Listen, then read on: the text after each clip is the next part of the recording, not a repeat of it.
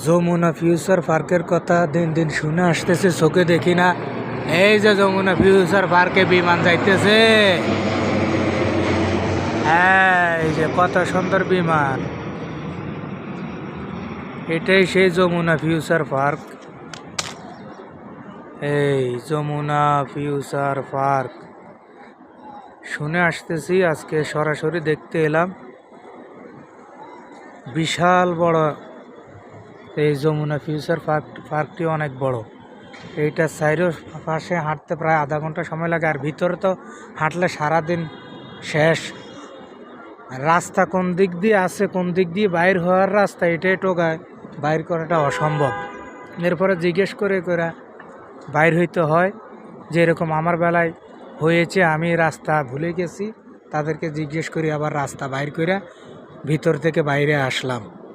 এই যে ওনারা সব ফিঙ্গার প্রিন্টের লোক, ওরা আঙ্গুল দিতে আসছে এখানে। আঙ্গুল মানে ফিঙ্গার, বাংলা কইলা মারি। ফিঙ্গার দেওয়ার জন্য এই সিরিয়ালের লাইন ধরে দাঁড়াই আছে, কেউ বসে আছে। ওইখানে ফিঙ্গারে সিল মারা হয়। এরপরে এটার ভিতরে, যমুনার ভিতরে তাদেরকে ডাকা হয়, ওইখানে ফিঙ্গার অফিসে নিয়ে ফিঙ্গার দেওয়া হয়। ভিতরে ঢুকলে আসলে অসাধারণ, ভিতরে মনোরম পরিবেশ, মানে ঘুরতে ভালো লাগে। কানে শুনে আসতেছে, চোখে দেখি নাই, আজকে সরাসরি দেখতে আইলাম।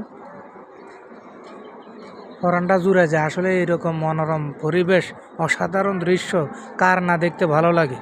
আমার খুবই ভালো লাগে। ওটা হলো যমুনা টিভি। আমি যদি একটু জুম করে দেখাই তাহলে দেখতে পাইতেছেন, এই যে যমুনা টিভি। এই যে আমরা যে টেলিভিশন দেখি, যমুনা টিভি, এটাই যমুনা টিভির সেন্টার ঘর। এখান থেকেই ওনারা সার্ভিসিং দেয় আমাদেরকে টিভি দেখার জন্য।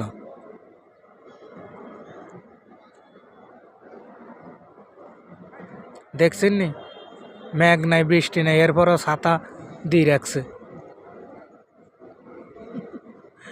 আর যে তারা ফিঙ্গারপ্রিন্ট দিতে আইছে, রোদ্রের তাপে মাথার ঘাম ফ্যান্টের ভিতর দিয়ে আরেক জায়গায়ও চলে গেছে, কথা বুঝছেন নি? কিন্তু হেতাকে মাথায় ছাতা দেওয়ার মতো কেউ নাই। আর এখানে রোদ নাই, মেঘ নাই, বৃষ্টি নাই, ছাতা 3টা দিয়ে রাখছে। কারে কি কইতাম, কইলে তো আপনারা কবে নাই খারাপ, এহলে বেশি কিছু কইতাম না। তবে অনেক ওয়াও লাগতেছে, চারিদিকে ওয়াও লাগতেছে। এই 2 মিনিট 5 মিনিট পরে পরে বিমান যাইতেছে, অনেক সুন্দর দেখা যায়, অনেক বড় বিমান দেখা যায়, পাশেই এয়ারপোর্ট।